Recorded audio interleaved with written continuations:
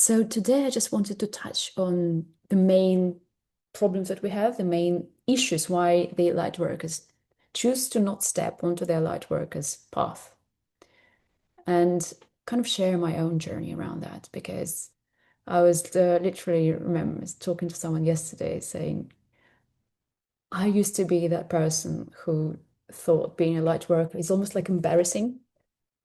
I was like, I'm not gonna be this girl who runs around with like drums and like, hippie outfits and things. I will be this serious person doing business, making money, like da da da. Or like I just had this kind of weird thing in my head that being a light worker just means a certain thing, a certain image, I guess, a certain lifestyle, which I didn't want to be part of. And I was like, I'm never gonna wear like all this white clothes. I'm not that. I wear my beautiful, business outfits and whatever. And guess what? I'm wearing light outfits all the time now and like flowy dresses and all those things. It just fits. It's okay. Works. Uh, so I'll try to share the presentation with you. Yeah. Tech versus women. There we go. I mean, when I was in my office job, sharing things on Zoom were like my least favorite things to do. I only wanted to share things on other platforms, never on Zoom. And there we go. Things we need to learn in life. Okay, so now that I could started to share my presentation, I will also start sharing my main takeaways from being on the path of spiritual service, something I call the work of light. So the actual definition of light workers, I guess, is probably not clear for most of us, because it's a definition that I don't know, I met some, I haven't created it, obviously not, but it's kind of an interesting one because it's not about being a healer, being a teacher, being a guide even. Light workers are much broader. So the types of light work are so numerous, and there are so many ways to share the light with the world. And it is spiritual service, and it is a way to share something that I guess people don't talk about, something that is not so like real, main sense. So, but with the amount of awakened people in the world and with the amount of people who are awakening currently, there is such a big need for us, guys. There is finally, I guess it's almost like the world has finally opened itself up to the light workers and to what we have to bring. And also the amount of value that people actually put to these things, it has increased and it has now become valuable. So it has become something that people can do for a living, as opposed to before when it was just, something you have all this. Imagine thousands of years ago, you have monks in the monasteries who are kind of praying for us. And this is kind of it, really. There's like maybe every now and again you could go and ask a couple of questions to your priest at your local temple, but you know, this was kind of the limits of what spiritual work sort of entailed. Now the possibilities are endless. We can connect to people on the other side of the world. We can connect to people in group settings. We can actually do energy practice on each other. I know that some of the people here are already doing some energy healing, some Reiki. Like I've just started a sound healing course, and that is again opening my mind to the various possibilities of how a human being can heal and how you can raise vibrations in general of a person, of people. And I think this is the bottom line of what light workers really do. We raise vibrations somehow. Either it's a temporary one, like you fix a certain thing and a person feels better, and then they go and bring that into the world. Or it could be something like we work with some people's traumas or deep energetic blocks, and then they get it resolved and they move into the world with a lot more confidence and ease. Or maybe we want to heal the planet, and then we work on a planetary level. And there is the definition of grid work as somebody who work with massive things like grids of the planet. There are also some healers who work very connected to Mother Gaia and to her vibration and to her with her needs and with the elements of the world as well. So there's one of those things we all want to find out is what is our personal path of sound sound healing. What am I saying? Our personal path of light work. So the guidelines for this space. It is a safe space, safe container, so we try to be nice to each other as much as we can. I know everybody has shadows and whatever, things can be triggered, but let's just try to be as nice as we can. Cameras and chat encouraged. I would like to see your faces. I would like to connect with you. Because when I see your faces, I can also read things. Like if you have a question, I can also do a bit of an energy reading, like attunement. It's much harder for me to do that without a camera. I'm not yet at that level, to just have your name and like know everything about you. I wish, not yet there. Questions and shares, welcome. Today's intention is just a bit of a clarity and remembrance and the permission to step onto whatever path is your path. Jana's camera doesn't work. Well, my Zoom didn't work. This happens to the best of us. It's okay, Jana. I know you. I know you well. So, I mean, those of you who have not worked with me before, and actually, interestingly, we have quite a few of you here.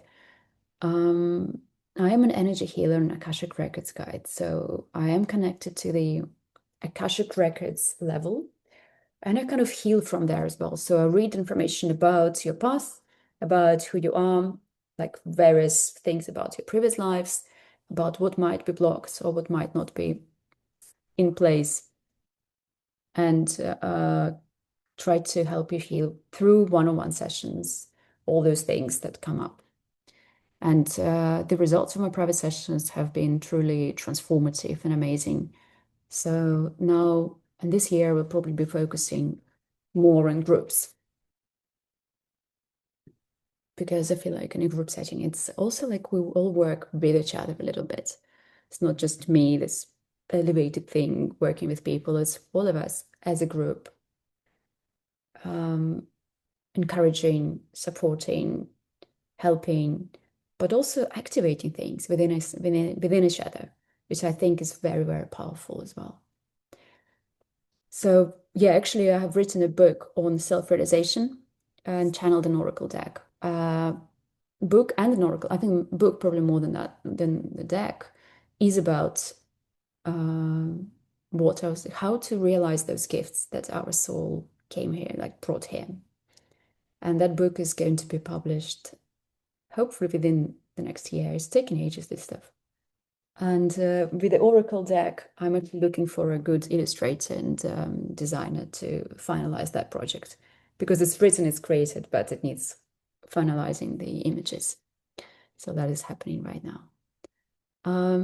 The year of 2026, from what I feel like, is the year where we finally, all of us, finally start following our true purpose. And it's not because it sounds great or whatever, but it feels like it's almost the time where all our previous experiences as a planet, as humanity, have come to this point where we are allowed to finally connect with our true soul purpose and hear the true guidance and actually start doing that work that we came here to do. And it sounds very big, but actually it doesn't have to start this way, and it doesn't have to be that way. So not all of us need to be, some kind of messiah types who go there and teach millions of people. Not at all. Some of us are meant to write a book on parenting. Some of us are meant to create beautiful music that would raise the vibrations in humans who listen to it. Some of us are actually, well, less people from what I'm seeing, feeling from this group here. But some of us are here to create some kind of structures that the future generations of light workers would rely on. There's so many ways of doing the work. And none of them are better than the others. As long as you do what you actually came here to do, you will be rewarded, you will be supported, and you will be able to sustain yourself and to grow. But most importantly, you will feel happy and fulfilled. So, I mean, you probably read all these things on my website. It's just what people say in terms of how working with your energy actually helps you to unlock certain things, help you to truly feel certain things, help you to truly almost like become more of you. That's what I feel like energy work is. It's like bringing more of who you really are into this world.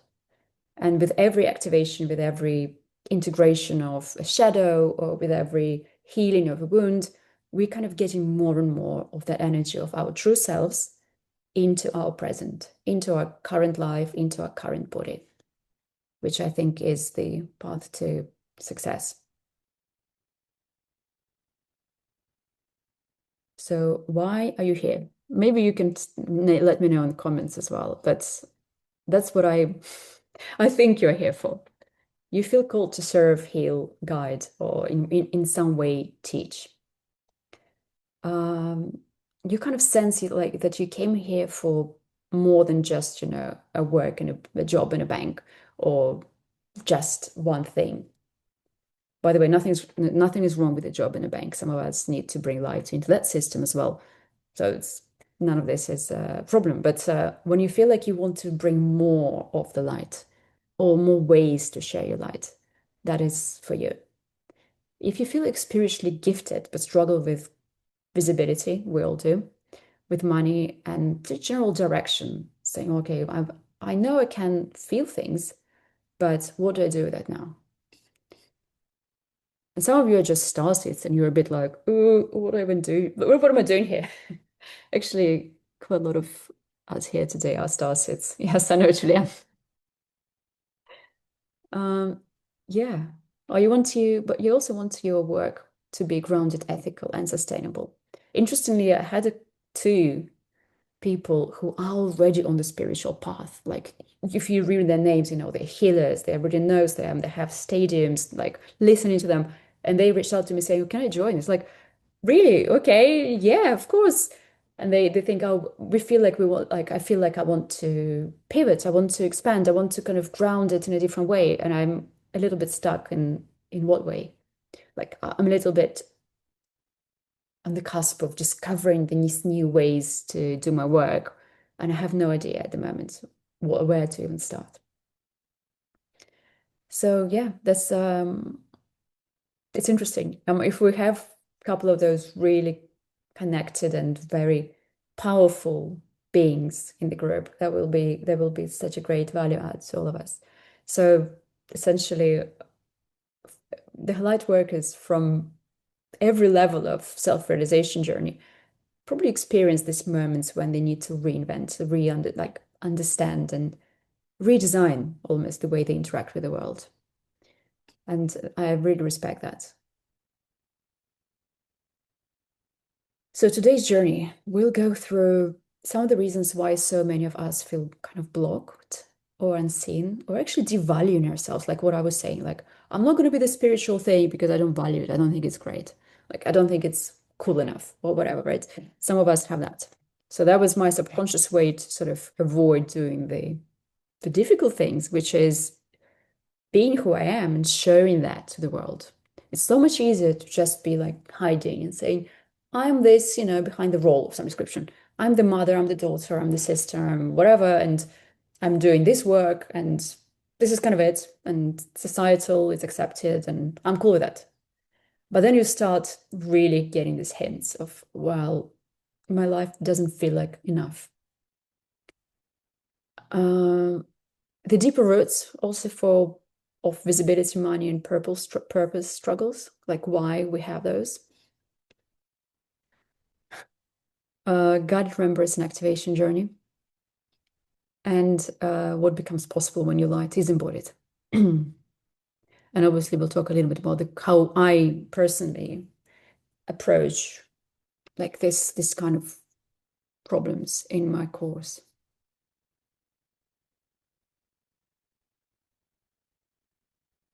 So the core problem, one of us, some of us are so powerful, and yet they feel stuck. We have this, some of us have this deep spiritual connection, or we understand our gifts, and we know that we are here to, well, we don't know where we're here, but we know that we've always felt different. We knew things that others didn't. We felt things as children.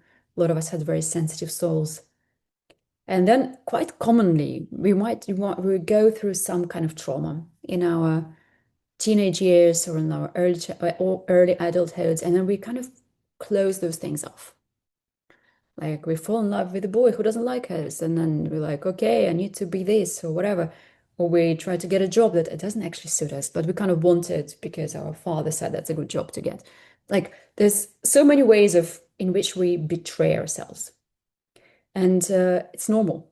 I feel like the starting point is that it is more normal than not to actually just hide who we are. For a very large portion of our lives, we kind of need to be someone else in order to fit in order to please those people around us, to get whatever the benefits of being accepted within society. I personally felt it probably around the age of 12 or 13. I think around 12, the age of 12. I never liked playing dolls. And then at some point I came to my parents and said, I really need a Barbie. I need a Barbie doll. They were like, why? I don't even like dolls. It's like, I needed to belong. It's like, it's a need. Like almost like I felt it at the age of 12. And all of us do this, right? We all have this realization around this age that we need to belong, that we need to fit in. Otherwise, we'll be like an outcast and whatever. And then we start to fight for these certain positions within that society. At first, it's probably the school society or the friends group or the teachers, but then it kind of goes deeper than that. And interestingly, we kind of follow that for a very large proportion of our lives, as opposed to really valuing and connecting to our internal world and kind of even giving it a chance, even giving it a chance to speak. Who am I? Like, what do I actually like? What do I actually want? Um, I remember when I was doing my MBA degree, I was in my mid-20s and I found it so hard. Like, I'm an artist by the first degree, and doing an MBA was really stupid. But I just wanted to do it because, I wanted to explore what it could be. And one of those things were, what are your goals for the next whatever year or something? And I said one of my goals was to hug a koala. Literally, that was my goal, and I put in my MBA whatever thing. And they said, like, what's wrong with you? Hugging a koala is not really a goal. It's like it was just like such a funny thing to for them to do, and kind of it was a very crazy thing to say. But also, I think partially I said it because I just wanted to save my own soul from all these things like I want to work for Deloitte and get the best grades and get this and that and this amount of salary. I just could not make myself fully align with that. And at the time, I had no idea who I am. But hugging a koala felt right, and still does. I never did, by the way. There was one of those things I never really, never really happened to me. So if somebody's got a koala I can hug, I'll do that. I think Suzanne might have some koalas around in Australia, and they, uh, yeah. So just looking at the chat there. Oh, thank you, Yana. To learn and grow, Suzanne is looking to. I feel energetically connected to the spiritual realm, but misunderstood. But yes, by people closest. This is a massive challenge for us, isn't it? Yeah, being more confident about expressing who we are. This is one of those biggest things, and I will talk about right now. So I have some random pictures from my life. Not, I mean, I couldn't find the earlier pictures. Didn't have the time really, but my path has been that of a huge amount of experiments around who I am. It's as if I couldn't feel truly understand. So there was this spiritual component which I was avoiding. Let's be realistic, for most of my life, and I was doing everything and anything else but that. So I used to be an artist. I was running an art studio. I was working for an art magazine, and I was an editor-in-chief of a number of things. When I moved to London, I started my own media company talking about the startups. Guess why? Because it was about the future of the world. I met all these people who worked in startups and talked about how they see the future of the world. And that is the one thing I could connect with. Maybe not from the tech perspective, but from the human perspective. That was my interest. And after a while doing that, and I ended up having an accelerator for startups. I ended up selling that media company, getting to some amount of success, I suppose you would say. And I guess I faced the wall at my very last business, which was this accelerator. And it looked successful on the outside. We had shares in about 72 companies, and it looks kind of great. But inside me, I was literally like dying. I was crying. I would go and present something to a large number of people, and people would be like, "Yeah, doing great, amazing," and I would just like feel like a fraud because somewhere deep inside, I knew I did not belong there. I did not belong in that world, but not because I'm worse or something. It's just I just felt truly, deeply disinterested. And that's a good feeling to follow. When something, you have this like feeling almost like of sadness when you think of doing something. That is a good feeling to follow, to kind of to understand maybe I should not do that. Maybe not. But it was very hard for me to stop because I used to be the CEO of a company. Like I used to present myself like, my name is Katia, I'm a CEO of this and that. Like they used to be like my mantra. And I went to speak at a number of conferences. I was doing networking events all the time and had all this life I have created, this whole world. And then this world was suddenly kind of collapsing in front of my eyes because within me, I felt this calling that is it with that world. It's almost like that door is closed. And no matter what I did, like the company wasn't successful in the end. Like we lost the money and all kinds of things. So it has all become very painful in the physical as well as internally. So we had to close that. And then I had this year or so of silence where I was like, who am I? And I was, needless to say, I was burning through my last, amounts that I had in my account of my savings. It's not a great position to be in, when you're just looking at everything you've ever worked on and you kind of achieve something and then you just burn it within this couple of years of nothingness. And yet embracing the nothingness is a good point. And this first picture here is me in Bali this year. Because I said to my husband, I was like, we are going to Bali for my birthday. I just feel like this is the place that's going to be the most. That's not what I told him, by the way. He would have no clue what I'm talking about. But I felt that it would have been the place of my activation. And it has become. It's really been that for me. And again, I'm not saying to be activated, you need to go to Bali. I just chose to be there and to turn 40 when I was in Bali. And it's a scary number for most women. But to me, it was a bit like, I remember waking up on my birthday in Bali. I actually, for some reason, I felt like a true desire to laugh because I've realized, okay, oh, my body is 40 years old. Okay, my soul is like millions years old. So who cares? And just something just clicked in my brain.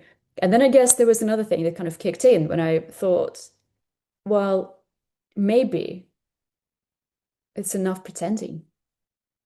Maybe for now, right now, is the time for me to say, you know what? I don't care what you respect, what you don't respect, what you expect from me. And I can actually just start doing my thing. I can go and hug that koala, figuratively speaking. I can go and record that meditation, which is all crazy and whatever and woo-woo, right? So that was the moment when I decided that that was my time to step onto my path. And that decision alone somehow started shifting and moving things. So if you're on the brink of making that decision, just making the decision and that promise to yourself to even start taking some steps in that direction, some tiny steps, some tiny movements, even that would and will make changes. So that was this picture is one day after my birthday, and I'm in some kind of temple. I don't know what that was about, but Maybe it was one of the few pictures I actually had from that trip. But that day was when I finally actually, to me, for me personally, started by joining some marketing course because it was the first thing I thought, okay, spirituality, how do I do that? The first thing I needed to do in my mind was, okay, maybe I should start learning how to operate Instagram. You know, that was my thing.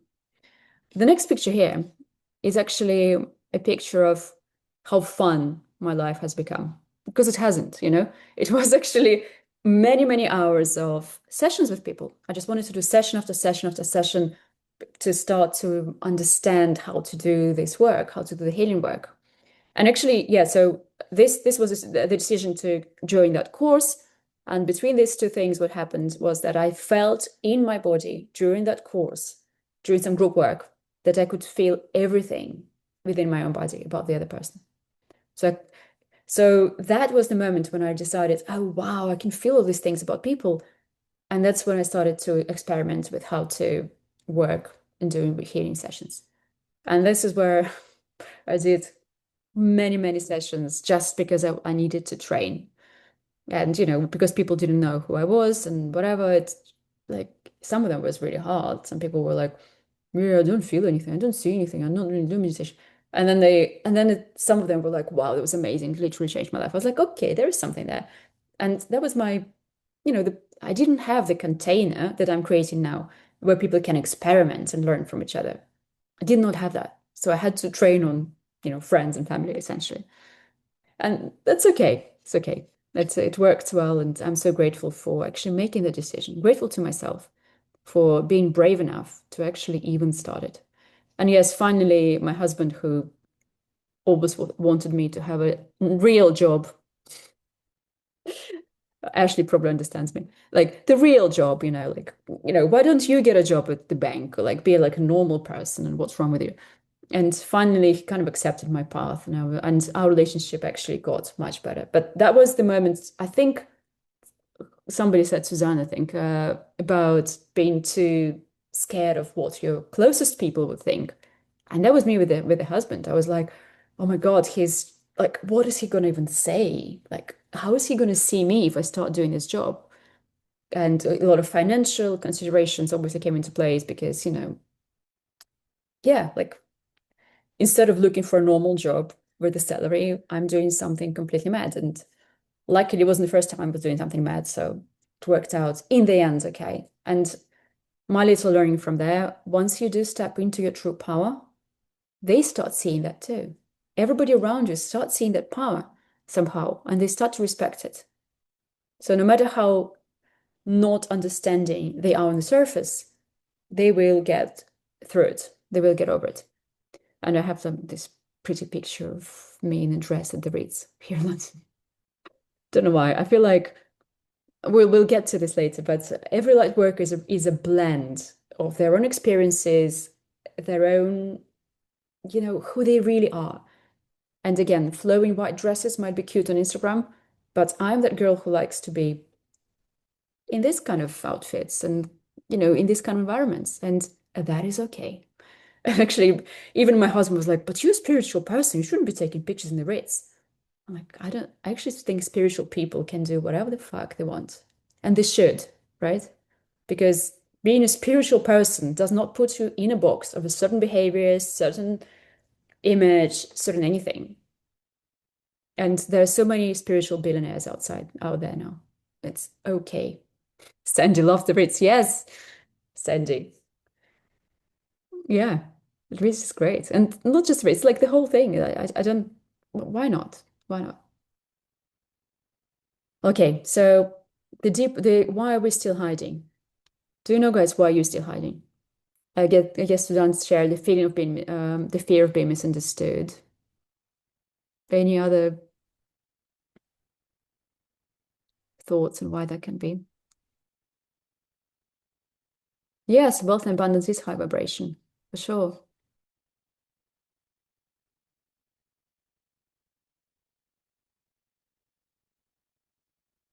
I mean, the whole misunderstanding of the identity of a light worker is one thing. But also some stuff comes from our energy. Past life vows, contracts, like we have committed to Church of England. And that's why whenever we step onto our path, we're a bit like, oh my God, now I need to serve the Church of England. Or we feel like we're betraying our ancestors who belonged to that particular religion or something. Right? This could be one thing. There could be a vow that we made, I don't know, 1,000 lives ago about not charging for our spiritual services. It's very popular amongst light workers. So whenever we start doing spiritual work, we're actually never getting paid or never getting paid enough. And almost when we are offered to be paid more, everything within us screams like, no, it's dangerous. We can't be paid for this stuff. Because it's like violating the contract you made 1,000 years ago, 1,000 lives ago. So some kind of karma around service, leadership, and visibility. Uh, I mean, I share some vulnerable personal thing that I have discovered about myself, like a shadow of me, right? This is like a lot of about shadow. So when we step onto our spiritual service, a lot of us start with doing some kind of black magic stuff and doing some witch stuff. Um, in my case, I remembered one of my past lives, which was very, very like heavy in my field when I was a pope. And you know, popes are not the greatest people; they're just quite terrible. And I had to get rid of so much karma that came with that, clear that out, like deal with a bunch of things. So that would finally kind of let me go and let me step onto my path through the light, not through whatever that was. It was more of an ego-driven thing for me at the time. So it was like a lot of karma, right, that we accumulate, and that's okay, right? There's no human being without some karma. Uh, Money trauma, we talked about fragmented entity as a light work. Also, like witch wounds, right? Witch wounds is anything when we were persecuted, killed, abandoned for our spiritual services or for whatever we tried to do at the time in terms of our spiritual services. So that's a big one. I think it exists for so many of us, especially women, especially Western women.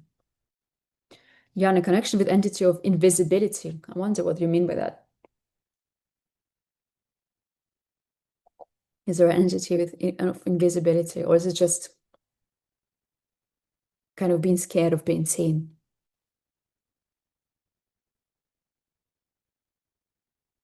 Also, another one is the fragmented identity of a light worker. So, what I've started with, right?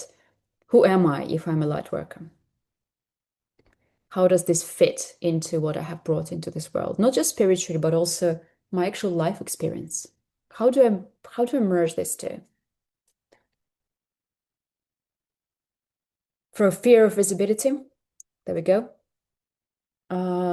We just talked about hiding your truth. Oh, what it looks like is where we kind of want to say something, but we're not saying that. Or we feel something and we're hiding that. And when we have, in my case, it was very clear. I had my normal group of friends and co-workers and whatnot. And I had a couple of friends which I only saw very rarely. And maybe they were not like the coolest, whatever people, but it was almost like a guilty pleasure. I could speak to them for hours and hours and hours about all those spiritual things and the traumas and the karma and the previous lives and all kinds of things. And that was my hidden life, almost like you split your life in two. Who's got that? I think we'll, like many of us have that. Jan is saying fear of being seen, and the inner child is scared of the entity that keeps her small and hide her. Yeah, I mean, we'll deal with this. Yeah, no, I know what you mean. Looks like a big white cobra. Yeah. I mean, it's your personal thing more than collective, but it's, on the collective level, we all have the inner child that's too scared to be seen because often we were told off for being too loud, for being too much, for bringing in too much something, especially something fun or joyful. Problem two, money and spiritual conflict. Again, that's what I saw. Like whenever we were monks, we we committed to not charging for our services. And then what it looks like in current life is guilt around success. Actually, I had that a lot before. And troubles with receiving, troubles with charging proper money for your services. And even we can internalize that as well, and also kind of start saying, well, maybe it's not really worth that much. Like I only worked for 20 minutes with this client. Maybe it's not like, you know, or I only did this amount of this like little session of sound healing. Maybe, anyone could do this. So you kind of start internalizing and devaluing yourself within. Does it sound familiar?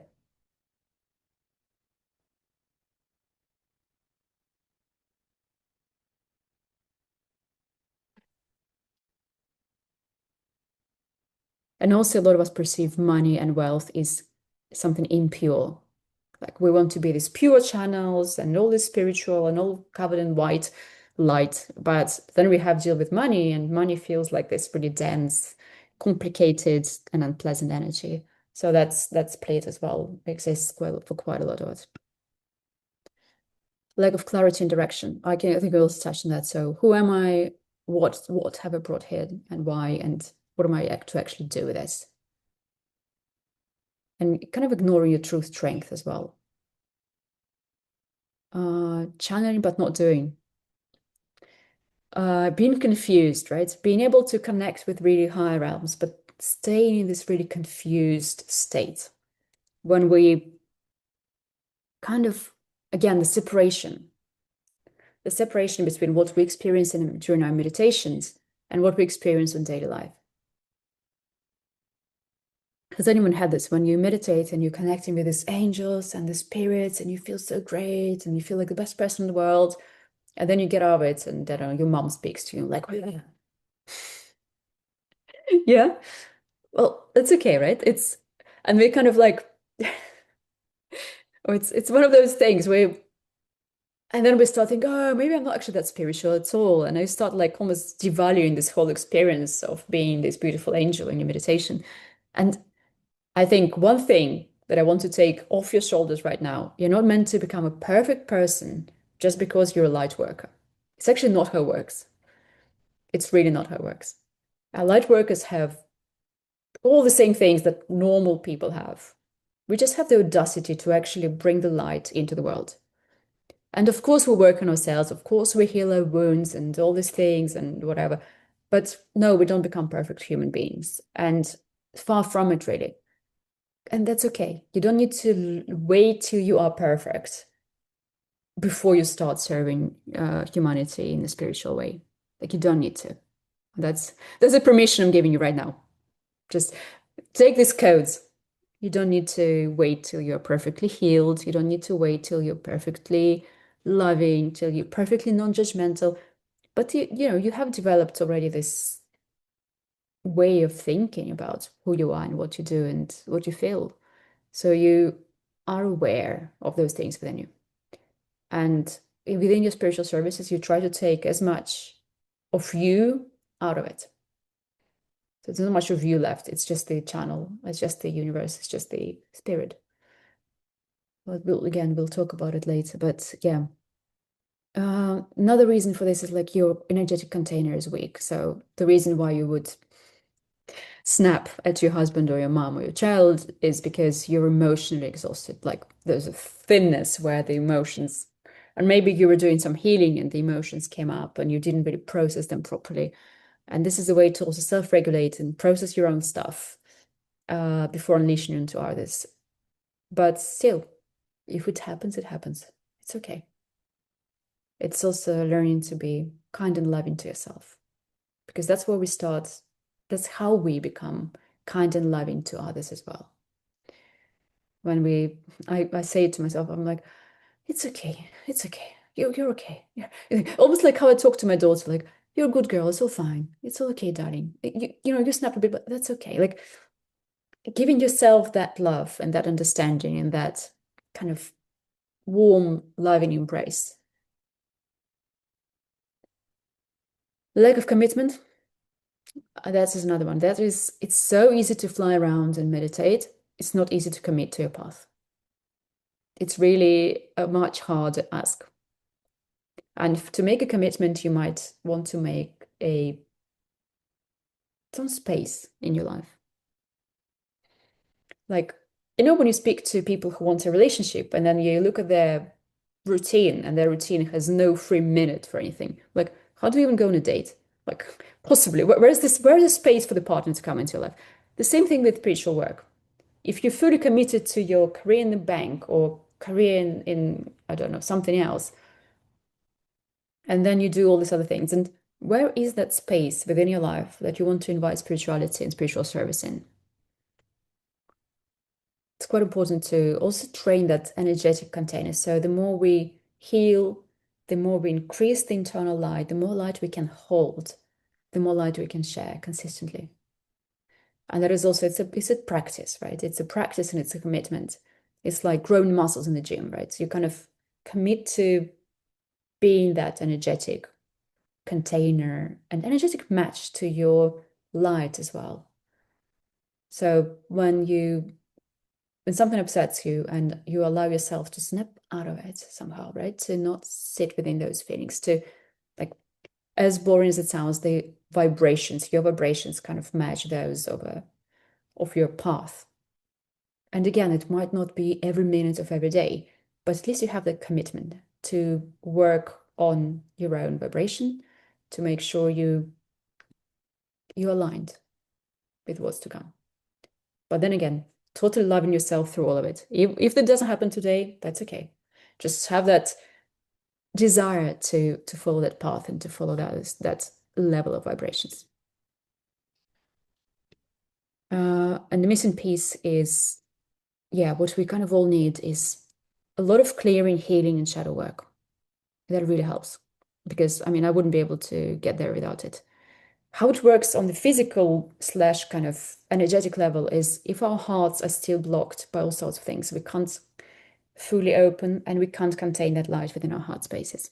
If we're still going through traumas from our childhood and stuff. So some amount of healing definitely needed, but it's all also grows.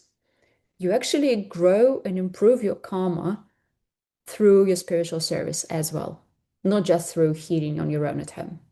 So both of those things help you expand your love for the world, your compassion for the world, and your heart.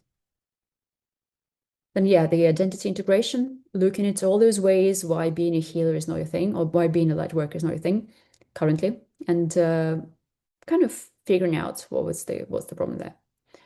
Direction and structure is the one thing that really, really is kind of lacking for most of us there.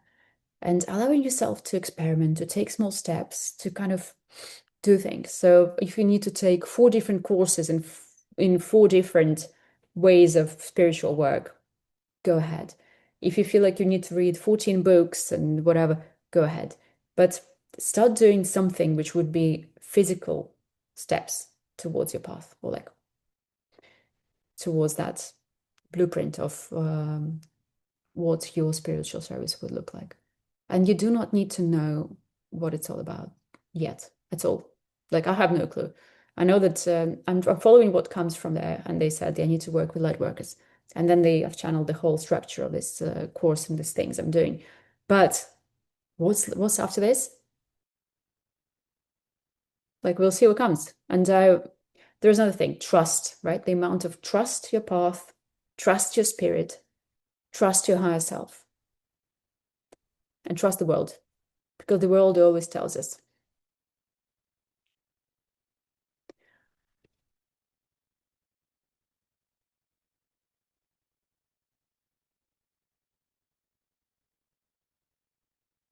So, Alex, I'm not recording. I think we're recording. Anyway, embodiment and grounding. This is what I said about the physical steps. Like, whatever they are, however small they are, physical steps are important. Conscious visibility. Come on. Like, being visible is one of those, you know what? Doing stuff on Instagram, talking on Instagram about your spirituality is part of your service and is part of your spiritual practice almost. Because facing all those things that's coming, like, that is the that is part of your trauma work. This is part of your shadow work. This is part of like basically everything you do on this path will also be growing you as a human being. If it and letting your energy expand, letting your light expand. If it does not, maybe that you shouldn't be doing that. You know, it needs to be challenging enough, and it needs to feel. You need to feel that expansion within. If it's challenging, but it doesn't feel, it just feels with dread rather than expansion, no, maybe not. Like, if you ask me today to go and sing in a stadium of 50 million people, I'd probably be like, not sure. Not sure that's me. You know, it's like I get some invitations here and there and to do this and the other thing, and I'm like, is it expanding? Is it an expansion for me? Or is it just a waste of time? And actually your body always knows. The feeling of expansion like this within your body is a good indication of whether you should do that thing or not. And practice. It's another thing. So the one thing that I was lacking for many years that kept me in the closet spiritually was the lack of practice. So I did not have those people that I would be doing energy readings for, that I would do, I don't know, tarot readings for. I didn't really have that, like, didn't have that container. So I feel like this is 2026 is the year of practicing whatever you've got there to bring, whatever you brought here, right? Whatever you have within, whatever great, wise, or spiritual kind of aspects of you want to come through, practice. No matter how uncomfortable, practice that. And obviously, this is the moment when I say this is where what I have created comes into place. So you've probably seen all this. You've all seen this course that I'm doing about it's Lightworkers Path Activation. It's a six weeks transformational journey that clears the past, stabilizes the present, and activates the future. I'm actually very proud of it because I feel like it's been guided. I've been guided to do this. As I said, I've been guided to share what I've been through and how I got to where I got to, which is literally my happiest life so far. And I've done many cool things in life. And now I feel the happiest I've ever had. So must be something to it. And the ease in terms of how I follow the guidance, the ease in terms of how the new steps in this on this journey come to me, the results, the kind of the response from the world that has been never had any doing anything else in my life. I never had that. Because this is what it feels like to be on your actual path. The path that your higher self intended you to be on.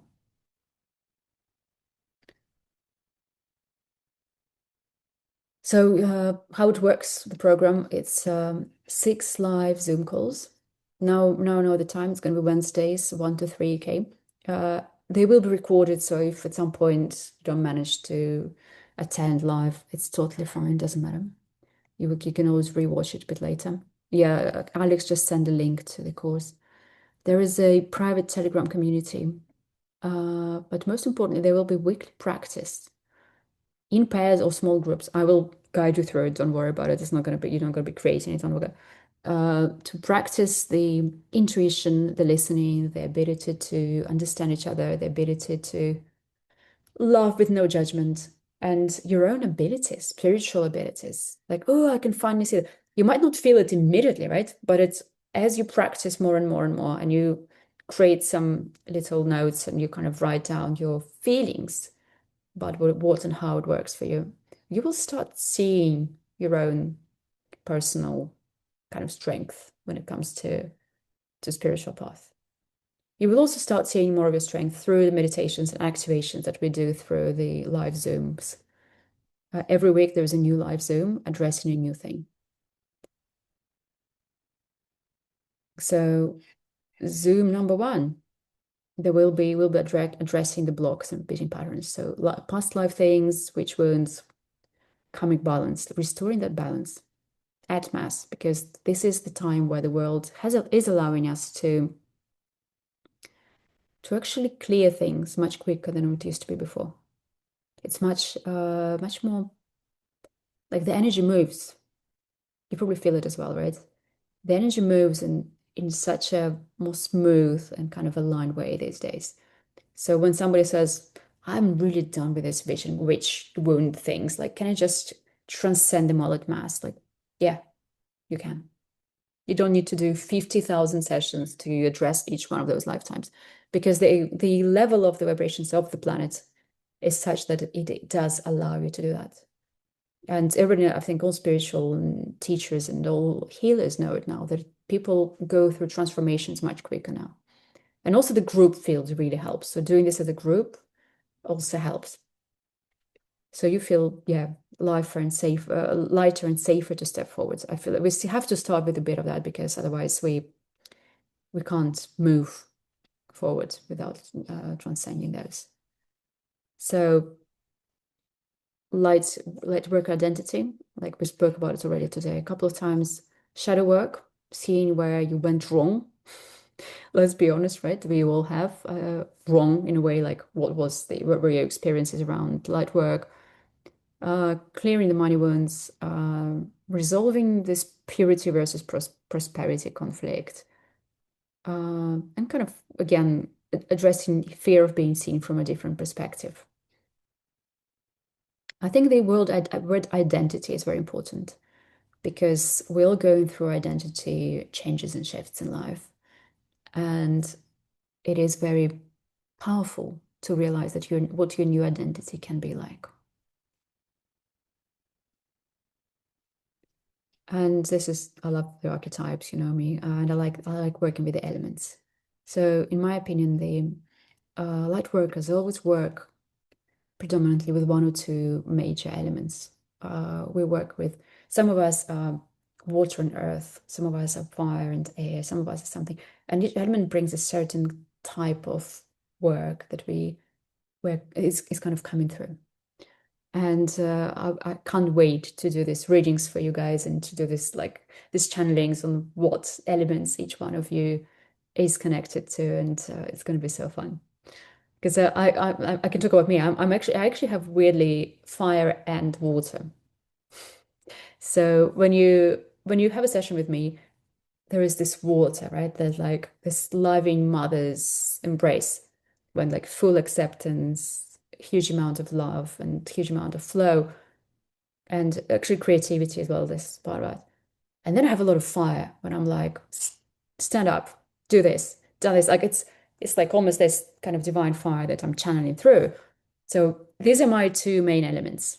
And that means I'm connected to the higher realms, so I can channel from the spirit. I can basically channel from many things, right? Like many light beings. I can channel from your own spirit guides. So this is the ability to channel, right? This like divine fire, we call. A lot of creativity, which comes from a lot of water and fire combined.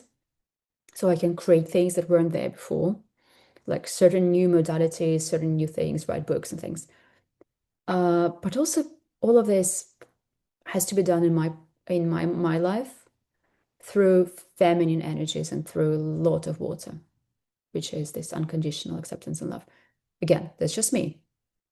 Yana is air and earth. Yeah. Air is actually, a lot of the air elements is, in terms of light workers' work, is about information. It's about dealing with, combining information, putting some structures in place, not in the earthly way, but like information, structuring, understanding, speaking, a lot of speaking from the air as well. Yeah, and earth is a lot of, some of the earth workers actually need to work with their hands. They need to be having hands on your actual body to heal. Some of the energy healers that like heal with their, what comes interestingly, some of the musicians have a lot of earth element. They transcend like the actual sound, and they create the sound vibration to heal things. So yeah, we can talk about it for a long time, but this is like the four different archetypes that come, four different elements that can be integrated into your work. And once you discover yours, you kind of know already a bit more of what kind of work is yours, what isn't. And actually subconsciously you already know it. Like yoga teachers, they have a lot of earth elements. I could never be a yoga teacher, I have zero earth. Like it's, you know, I could just sit there and cry looking at everybody saying, oh, I feel for you so much, but I don't know how to put a leg over that. Like it's like, it's everybody has to play on their strength and actually follow their divine blueprint. And mine just didn't include earth, not in this incarnation anyway. Although actually also I cannot be a dancer, I know that thing about me. So whenever somebody shows me a sequence of various dance moves, I have this disability. I cannot repeat them at all, like never in my life. So am I a dancer? Probably not. Like let's be let's be honest. And again, like not everybody needs to do the same thing. Yeah, no, it's like I think it's part of like it has something to do with my brain. It's like this weird thing in my brain that just doesn't. Anyway, probably would also be pretty bad if I was trying to guide a nice trekking journey because I also get lost everywhere. Like if I walk out of the supermarket in the different entrance, I actually would have no idea where I am. I need to use Google Maps again to kind of understand. Like, this is what happens when you don't have any earth in your natal chart. I have zero. Well, I do have all this wonderful other things, right? Like I'm not complaining, but it's good to understand what you're good at, right? And what you're bad at. That's okay. Um, yeah, so in terms of archetypes as well, I had this post on Instagram, which I actually wanted to include in here, but didn't have the time on the archetypes. So there's so many archetypes of light work. Some of us are oracles, some of us are weavers, some of us are grid workers, some of us are just genuinely true, full-on healers. Some of us are meant to write books and write poems or do something beautiful that elevates the humanity in this way. And some of us actually interesting. There is a certain archetype that came through, and I know that some of the people in my course are going to be are going to carry a lot of that archetype in them. I call the sister of the rose, somebody who's meant to be working with feminine energies and working with women, creating containers for the feminine energy and healing that aspect of the world. Some of us would be healing the masculine, doing something else completely, right? So there's so many ways that we can carry light. And I've got, God, now it came to 12. Jesus, is it 12? 12 archetypes? Okay. I'll channel those for you guys for the course. It's like I just get these random messages while I'm speaking. Now it says 12. Let me write it down. Because I think in my Instagram I had less than 12. 12 archetypes. Okay, so connecting with your own unique path. I think what is important, the last point here, integrating your own life experiences into your spiritual work. That is important because whatever we have been doing to date, no matter how relevant it feels, we were always doing one thing. Like since the day we were born till the day we die, we bring the same vibration, this one vibration we bring. And I've met some wonderful healer who used to go raving all the time, and now she's doing a lot of work. And then she was a DJ, and then now she's doing unbelievable work as a sound healer. Was it random? No. None of these things were random. So, whatever you had ever done in your past lives, even the things you're ashamed of, even the things you find completely irrelevant, all of those things are important to understand them and integrate them into the wholeness of you, because the wholeness of you contains so much more light. You don't want to be fragmented and discarding your own parts. You want to understand them and to integrate them into your spiritual work as well. So, I mean, like I used to be an artist in my life, right? And then I created this oracle deck because I have this visual understanding of how things should be. Am I an artist today? No, but that experience taught me a lot of things. I used to run a lot of events for my work, and now I do group sessions like this. And again, it is who I am. I love working with people. And actually, when I look at my whole life from running a collaborative art studio to launching a media business to doing the accelerator, I actually have been doing all my life one thing. And now I see it. I was always encouraging people to, like, lifting people up, making them feel empowered. Because the whole point why I started my media company to write about startups was like, all these startup founders are doing these amazing things and no one ever talks about it. So I will create a media company to talk about that. Like the reasons why I did all those things I did. And the same with artists. I used to create this big collaborative. I had a collaborative art studio where people would come pay a little bit of money and co-create stuff, like basically do art together. Different, like everybody was doing their own art, but they were doing art together. Actually, it's now very similar to the Lightworkers group. Like we're all very different, but we're going to be lifting each other up and growing together. The same thing for the Startup Accelerator. Like all these amazing people with their amazing ideas, they need to get funding, they need to get this and that. Like, you know, now that I look back, my super chaotic career, now when I see it from where I am today, I was always doing the same thing. I had no idea, but I was.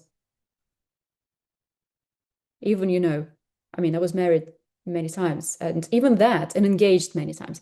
And even that thing about me is about, oh, I see the best in people. I see the potential. Yeah, I did see potential in every one of those husbands, but yeah, and they were all great people. Like they didn't know they were great people. I knew that before, like for them. But the thing is, I always had the same vibration that I'm bringing, and so do you.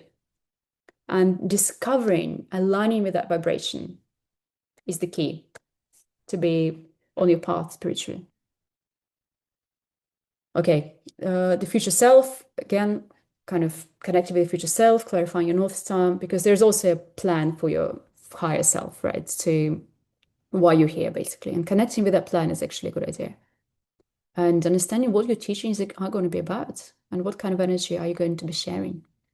Also understanding who you're going to be working with, because I feel like many of us don't really think about it, but it is important because some healers, they work with masses and they work with just, every, truck driver out there, and they want to heal and help and explain on this level so everybody understands.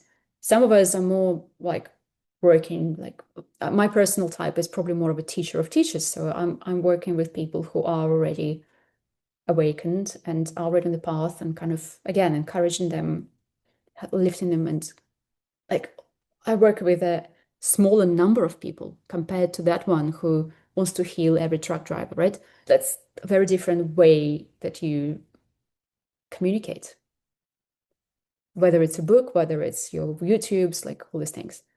Some people work with business owners only because they think, okay, through working with business owners and clearing their energy, we'll get more aligned flows of money in life, in the world, right? More aligned businesses and all those kind of things. So some of us, I actually met these people who only want to work with super high kind of VIP level people who are in the governments and literally help those to finally realize something about the world. Again, why not? Some of us only want to work with athletes and only work with, the mental health for, I don't know, sports people. Again, that it's very important to think of who you are best suited to work with and why, right? It's like why. The why. Your why needs to match their why, and that's how you match. And the fun thing that I've channeled for the group as well is about creating your very own etheric temple. Like you're almost like your future self, your future Lightworker self has its own temple, and you just want to sort of start building it energetically. And with everything you do, with everything you create, you're kind of almost like adding brick, like something to that temple of yours. And that temple itself starts to also connect to the audience. It's not so much you connecting to the audience anymore. It's like you and your temple. It's almost like the little world you create. And then this world does something for the people. What is your world doing? Like what is the energy that your world is bringing?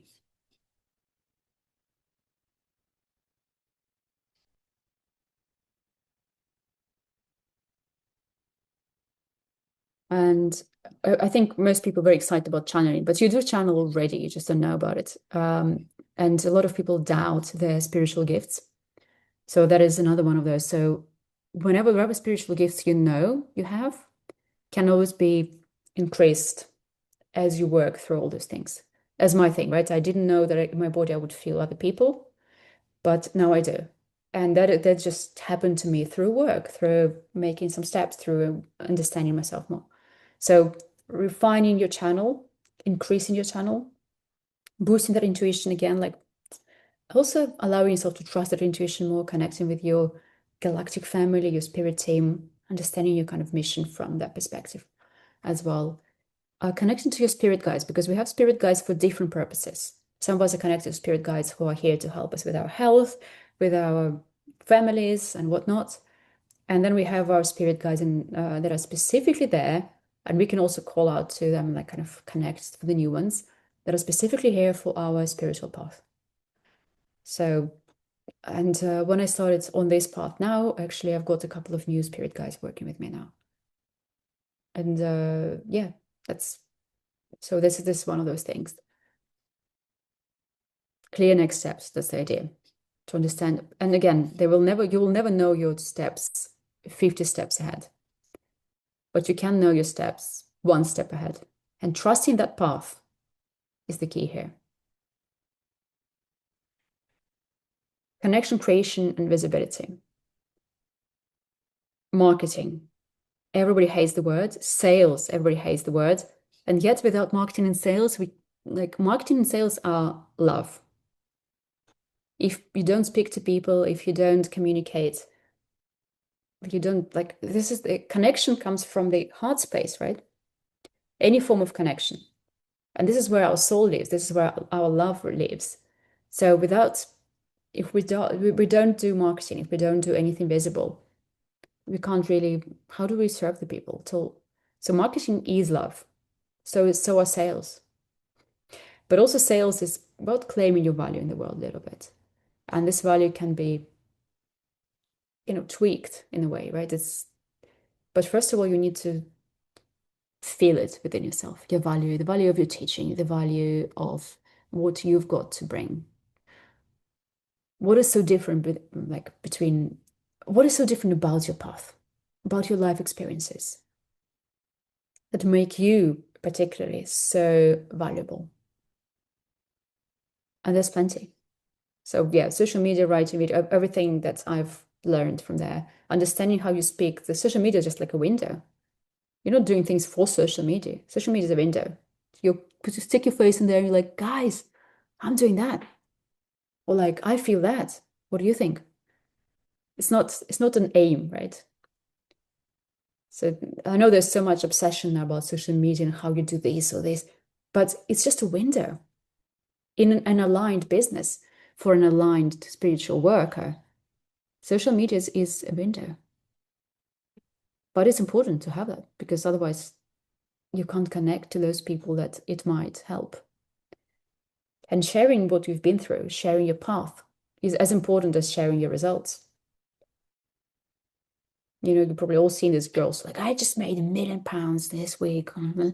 Like, but then what we always seem to connect with more is when those same girls are saying, "Oh, I broke up with my boyfriend. I cried for like 24 hours, and then I did this, and then I still went and did this." Like, you want to know the experience of the person, and the same with spiritual work, right?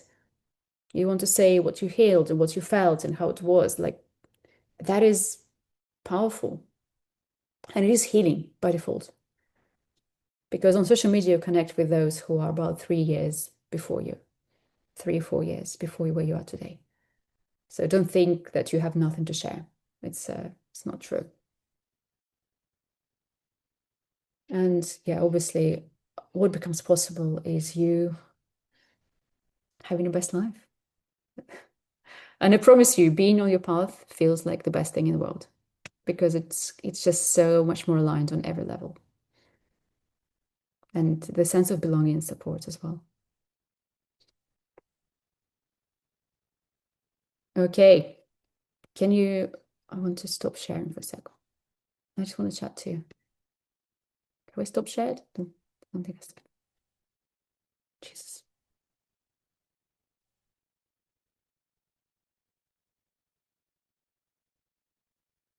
I'm back. Tell me something. Talk to me. Anything you want to say? Or any questions, any concerns, whatever? Anything that was like triggering for you? Because I'm sure there was something.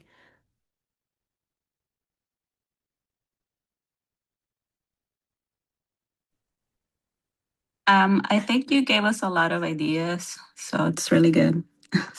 Ideas, yeah. Yeah. Yeah.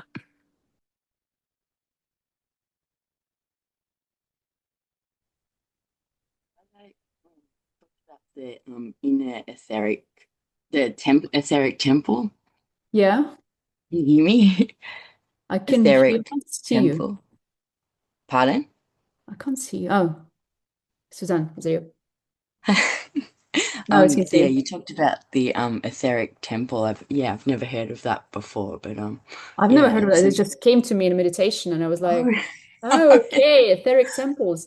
Because yeah, it at some sounds point it told me that I meant to build those for people, but then I realized everybody can build their own. Like it's almost like yeah. we etheric temple is essentially like an energetic structure that we create that would contain that light that we have accumulated. Yeah, it was very inspiring concept for me. Thanks. Awesome. I love it. Any more questions? Oh, thank you, Theanis. It looks absolutely amazing, very inspiring program. Thank you. I mean, it's just a number of essentially steps, but which probably most people can just logically think of, but it's better to do it together in a space that's supportive and with people who are going through the same. Why is it two of me? Maybe that's a problem with my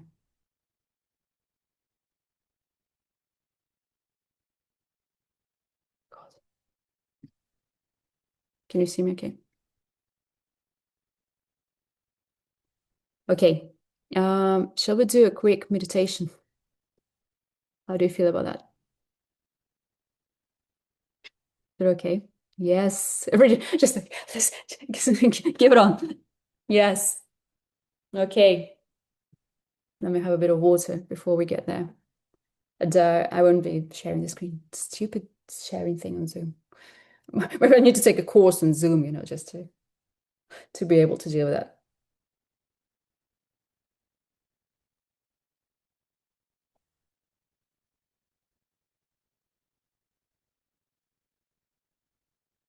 We'll see what comes. I will be just like tuning into the energy of the group because I haven't really, like, there are no predefined ways of how we're going to go through this.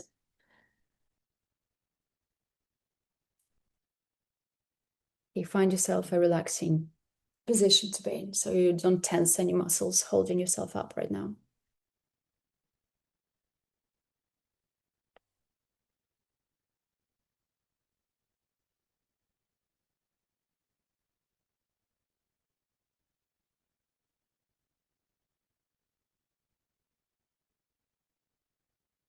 Start by taking a few deep, relaxed breaths in and out.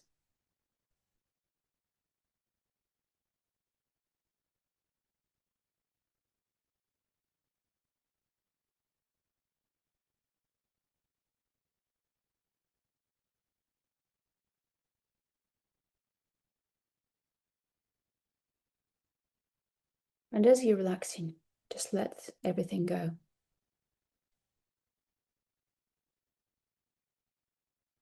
Any to-dos,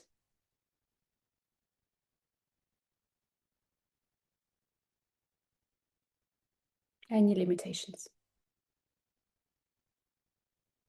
any ideas of who you are and who you're not. They can all wait as you explore.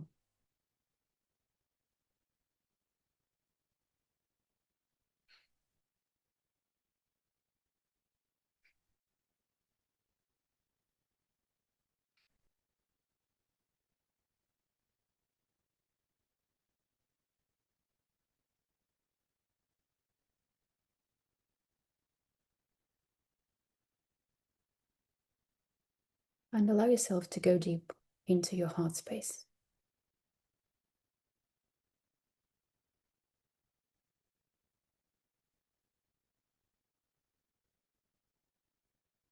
And just have a close look at it.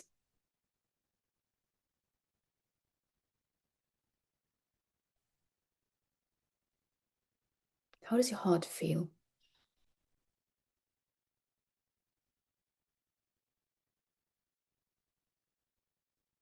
And take a few breaths with that space, as if your heart could breathe, like the center of your chest could breathe.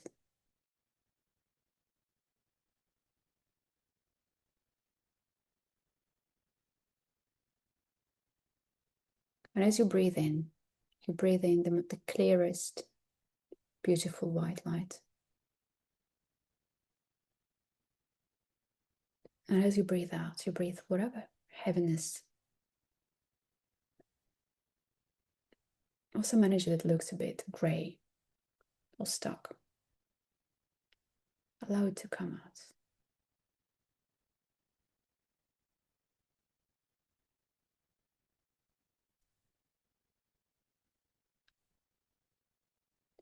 Now feel the energy of the planet, of the earth,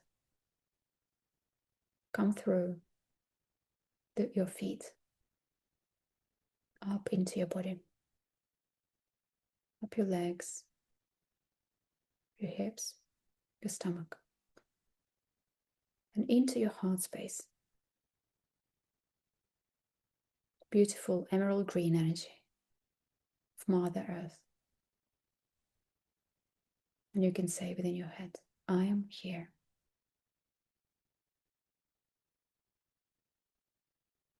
This little bit of acknowledgement.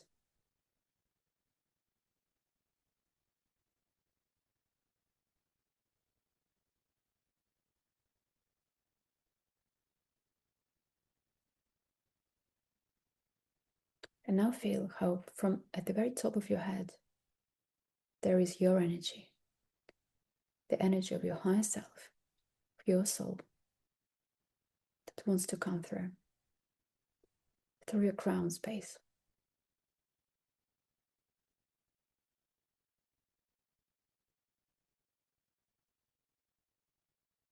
And let it in. You're activating your crown. Feel how it pulsates, kind of softens a bit, the very top of your head. Then the white energy goes into your third eye, then into your throat, then into your heart. And this is where it connects with the emerald green energy from Mother Earth.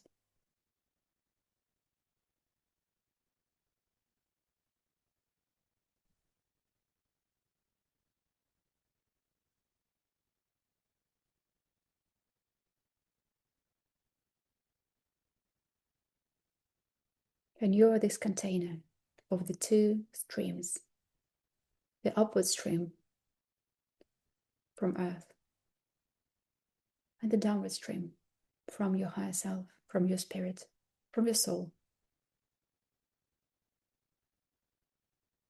And I feel how you want to land, like energetically, into this incarnation, this body right here.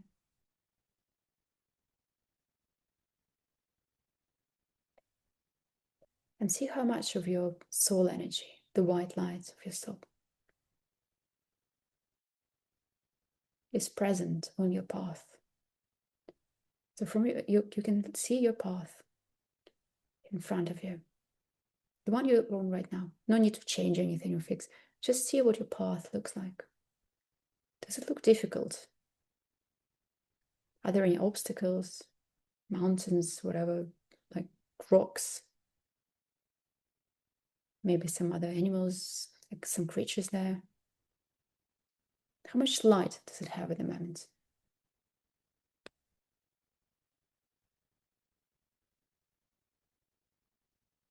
Just observe, as if you could be a bird flying over that path in front of you, observing what it looks like.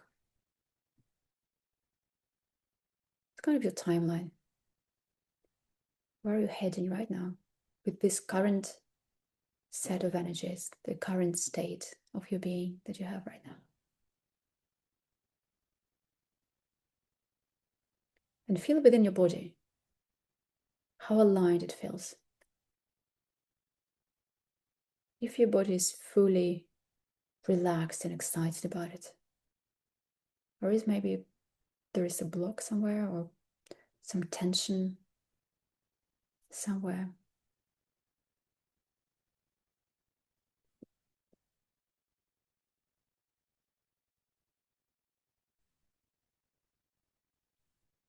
Just notice it. Don't need to do anything about it.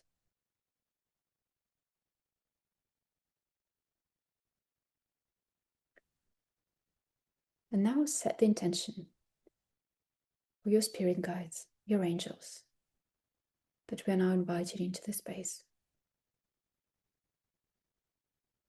to show you the path of light, the highest possible timeline of your life, of your being, of your work here on earth, in this incarnation.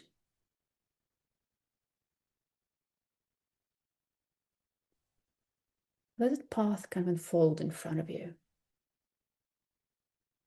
Maybe it's still being sort of created, like projected almost from your being forwards. And you can leave that other path kind of next to it. Just move it to the side. And allow yourself to fully focus on that path that your higher self has got for you. The highest timeline. And the path that involves you stepping onto the gifts that your soul has brought here. And feel it in your body, that path in front of you. How does your heart feel about it? Does it feel aligned?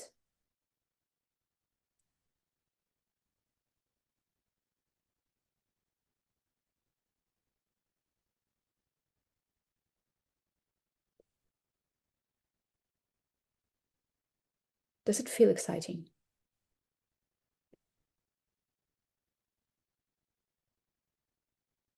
Does your heart kind of expand where you look at it? But also, does it actually look difficult? Maybe it doesn't. Maybe it is the kind of path where the universe will be carrying you in her arms.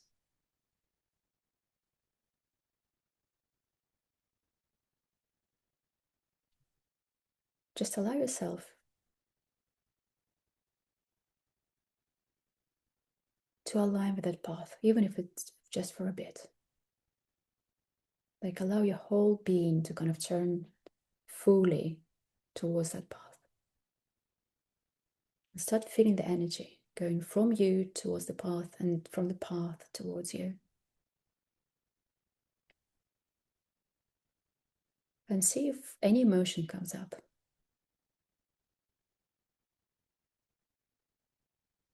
Is there a fear? Is there a tension? If there's something. And see that from that path, you can now see a figure approaching you. And when you look closely, it is your own future self. The version of you that had walked that path for 3 years.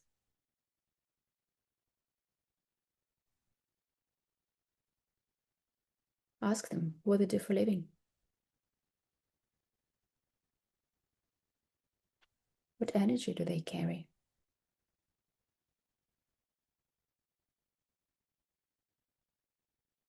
Do they have someone with them? Could be a spirit animal, could be some angels. They have the whole group of beings supporting them. You can see them now.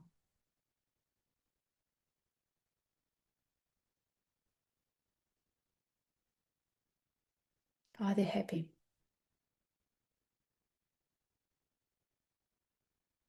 Are they prosperous? Do they feel loved?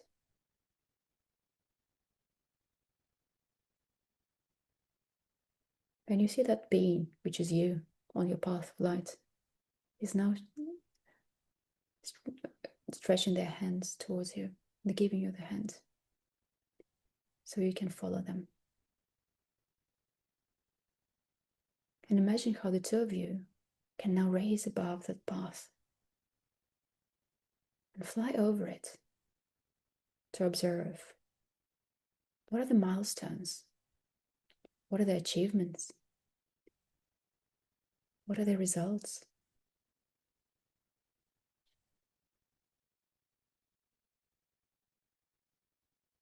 Things they have experienced, places they traveled.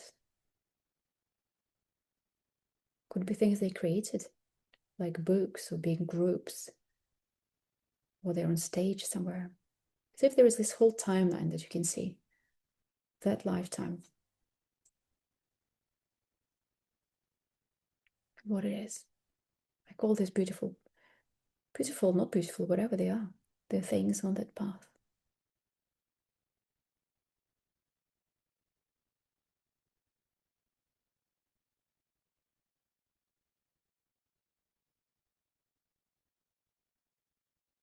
And imagine you can sit on some kind of cliff above that path, almost above the timeline. And you can turn towards that being that is you and ask them. Ask them whatever you feel like asking. Ask them, was it worth it? What do I need to do to walk this path?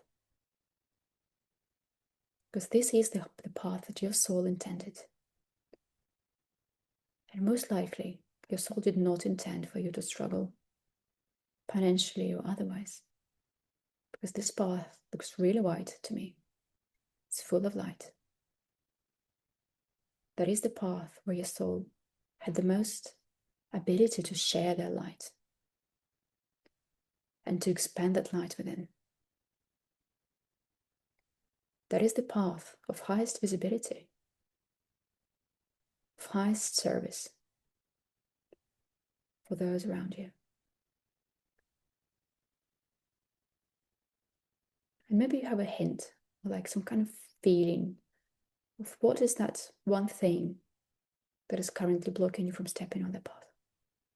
Start with that.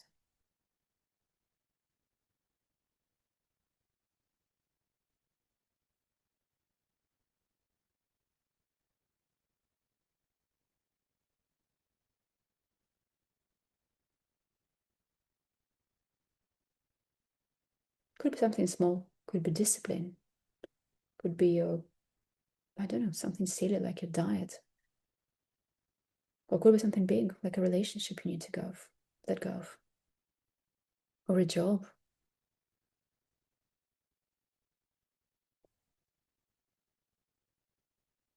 Maybe just one little thing. And if you feel how it's not easy for you to let that go, you can ask this whole support group that came with that being, the ancestors, the guides, the angels, to help you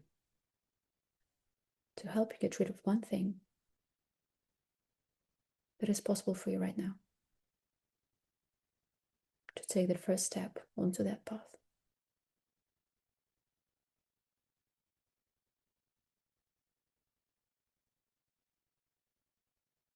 And see how how lovingly they look at you, how much love and support they're here to give you. How they actually don't think that being a light worker is hard at all. They don't think that your light needs to be hidden. In fact, they're delighted.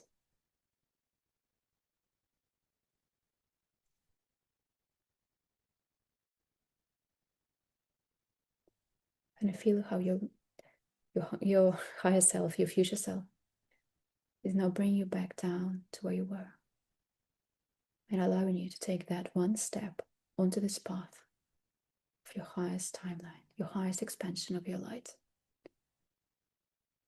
Just take that step. It's okay. And feel how you feel on there. Does it feel kind of wobbly, or does it feel quite stable? And again, look at this amount of creatures, light beings around you. How they're delighted that you're here. Now that you've gotten rid of that one thing within you, it's now a lot easier to take a second step. Take another step forward.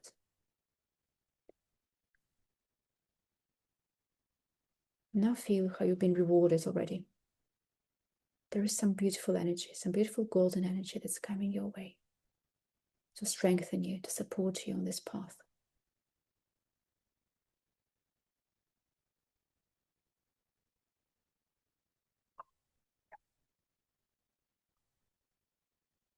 Some resources, people, events, information, possibly money. Some way that your path can be strengthened at this point.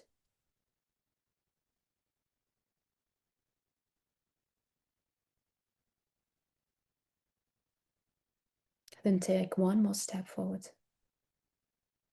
And you feel how a lot of sapphire blue light wants to come into your space and cleanse you. It's a very beautiful light that is here to let you step onto the path of your power, to feel your power within. And also cut off some cords, some commitments, something of lower frequency, something that doesn't serve you. The blue light almost goes all around your auric field and just cleansing it, and then also it goes within, empowering you, giving you so much more confidence, by giving you the tools, the knowledge, the confidence.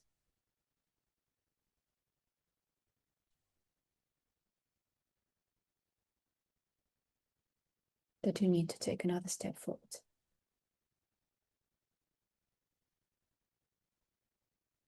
And as you take another step,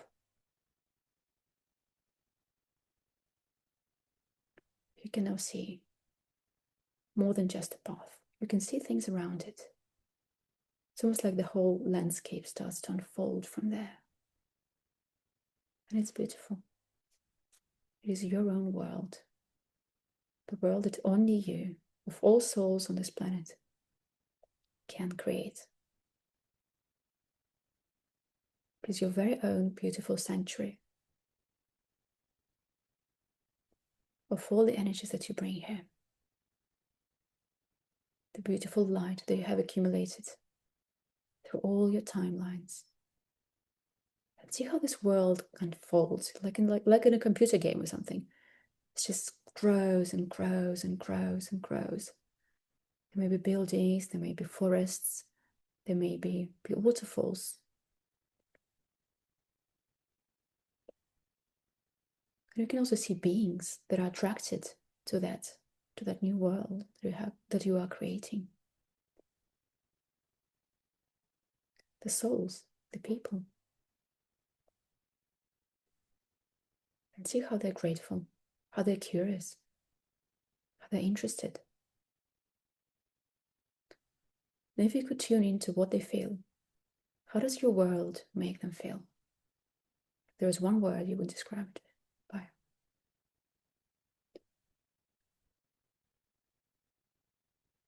Is it loved? Is it safe?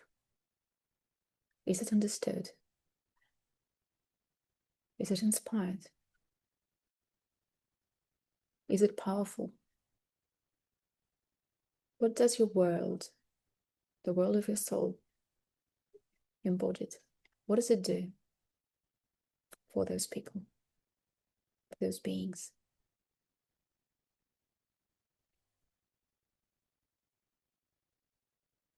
Maybe they feel brave.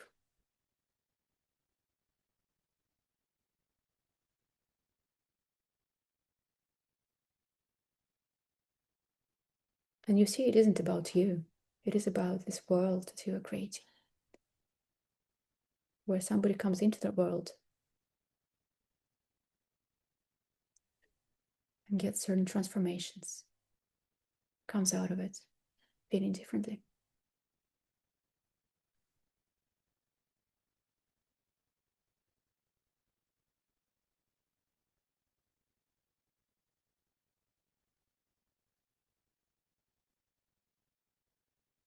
Feel how in response to this world being there, your heart also starts to contain even more light. Feel this reaction of your heart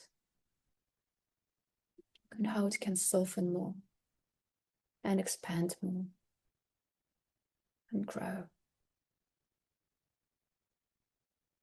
Feel how your throat is now softening as well.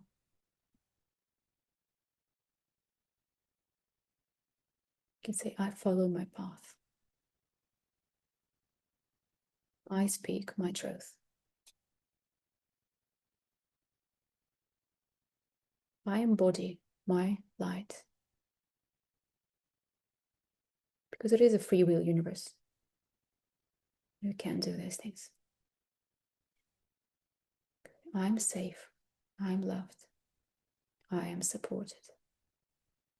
And you see there's a whole crowd of beautiful light beings around you, all rooting for you, all very excited about what you have unfolding ahead.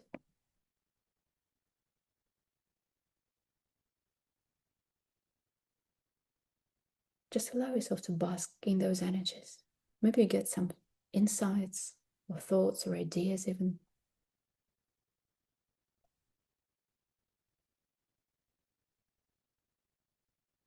Or maybe you just enjoy that feeling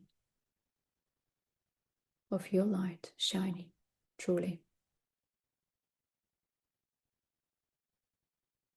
And feel how your third eye also activates. And your crown.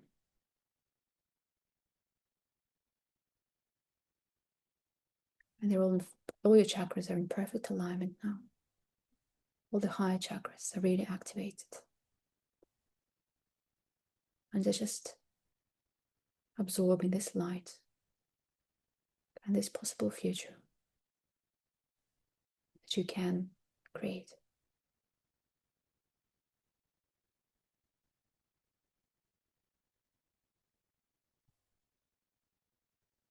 Just allow all of those higher chakras to absorb that image, almost like planted within all of those chakras, from heart, throat, third eye, and crown.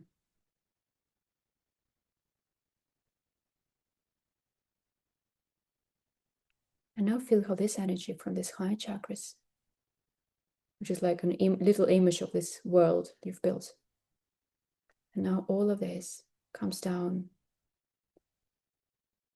from the heart into the solar plexus. Now it feels dense, but beautiful,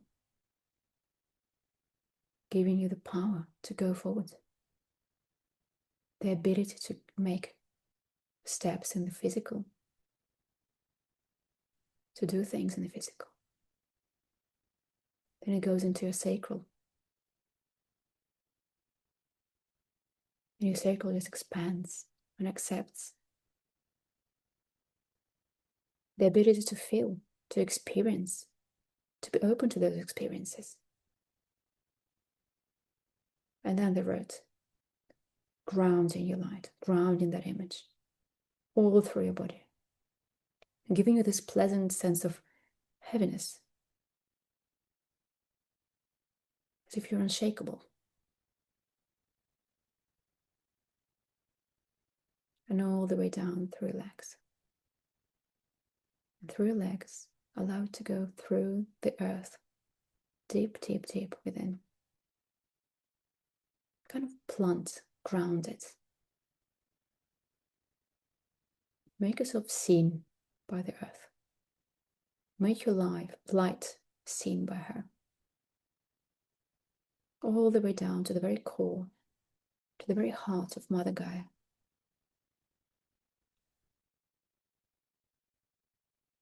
Send this light down there.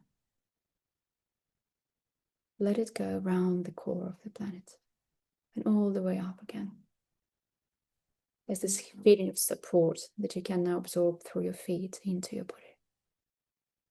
Your light is now activated and rooted into the planet.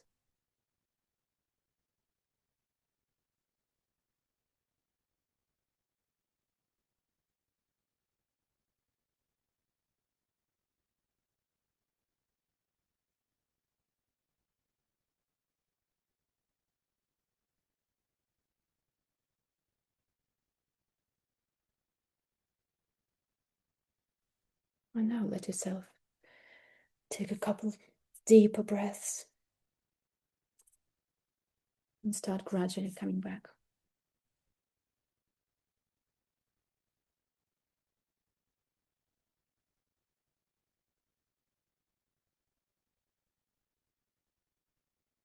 Feeling supported, grounded, welcomed into your new path.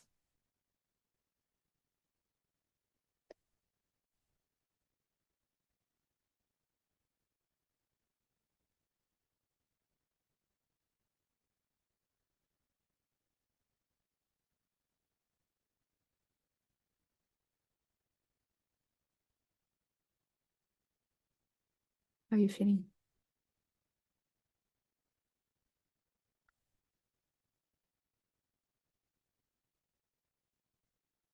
Any interesting physical sensations? Because some of our parts of our body might like react like, no, I'm not going there. Or the opposite, they'll be like, yes, take me there.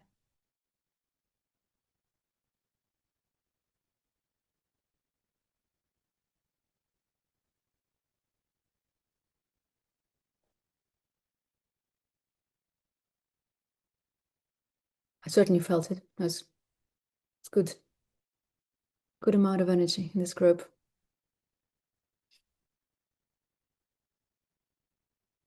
Thank you, Alex, for the heart.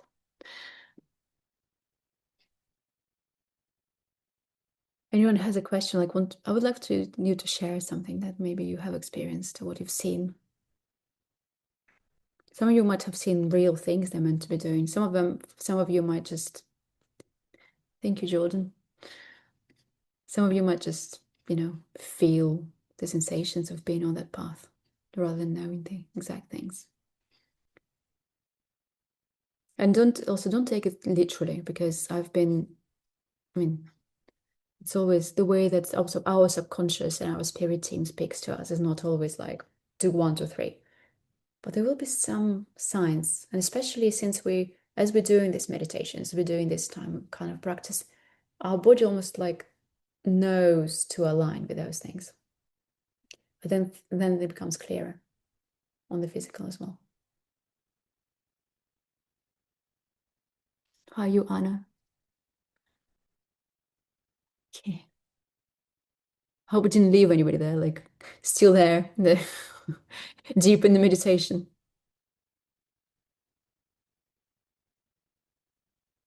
Yeah, I know, Anna. It was pretty cool. But you can now bring that into your day-to-day. That's the plan, isn't it? The plan is to bring more of that into here. And I know it might seem completely impossible, because that was what to me. I was like, how in the world? Thank you, Anna. It was beautiful, Anna saying. Thank you. Your energy is beautiful. All of the group energy is beautiful. And we actually have a lot more people who have signed up, so they will be watching the recording. And I felt their energy as well. And Anna, what did you see? Did you see your like actual things that we were doing? Or was it more like the energy? Hi, Katia. I wrote it in the chat actually. I saw a river, like a beautiful lush greenery, and all the people coming and drinking from it. I don't know how it's gonna happen, but it was so beautiful. Thank you so much. Thank you. What did Well, you I think you've got your answer about what your main elements are. I think they might be earth and water. Mm, So actually, I don't know why singing bowls, kind of like singing bowls, doing like this. You know the singing bowls, like this like copper bowls. yeah, like the sun journeys and stuff like Yeah, the that. sound Yeah. journeys, yeah. But no, there's many ways of doing that. You can bang the gong and like, or, but I think Mm, yours are more earthly ones, like you, There's earth something and with my, water. yeah, with my hands actually, but I'm not sure, how to bring it to physical, what it's supposed to be like, yeah. Well, you will find it out. It's as long as you commit to doing at least a couple of little steps every day towards it. This is also the thing, right? When you want to align to this timeline, but then you also want to commit in some ways, and we only can commit through doing. Mm, Whatever doing entails, right? Even if doing is only like a little note you write on your iPad every day, or maybe like it's a particular meditation you do. But also in terms of, I think, Anna, for you, you have a lot of earth, so you actually need to do things like, mm, I don't know where clay comes, like clay, crystals, water, healing ball, healing, like sound healing type things. You can always mhm, take various courses and things, whatever you feel called.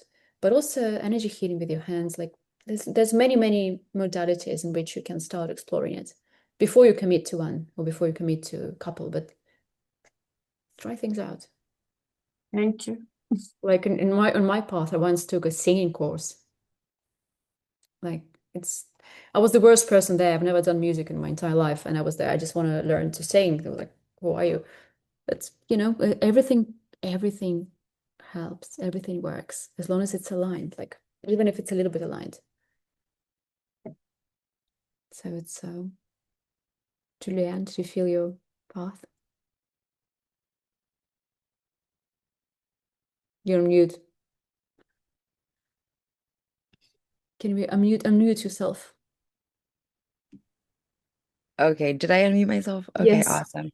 Um, yeah, no, I didn't really see anything, but definitely I felt chills, a lot of fear stepping onto it, but the message was clear, just step on the path, and that's it. That's about all I got out of it was just like you are where you need to be, just step onto it one step at a time, even if you don't know anything else. You don't have any other information, just have to trust yourself and take one step at a time. Yeah, I get it. That's the only way you can do it, right? Thank you, Anna. Beautiful. Okay. Suzanne, you're muted. Yeah. Yeah. Can't hear you, weirdly. Can you hear me? Oh, now I can. Um, it wasn't too specific.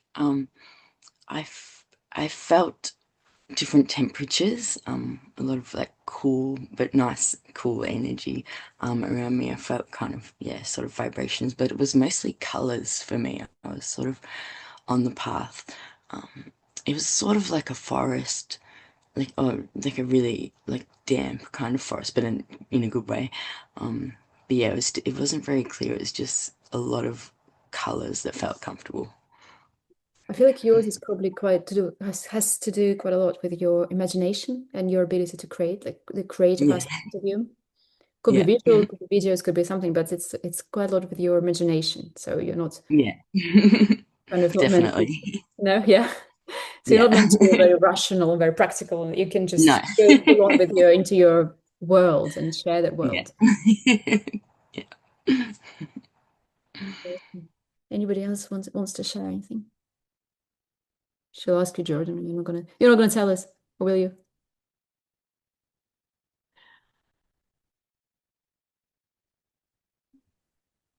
Thiana, maybe? I'd say Oh, Jordan. mine There he is.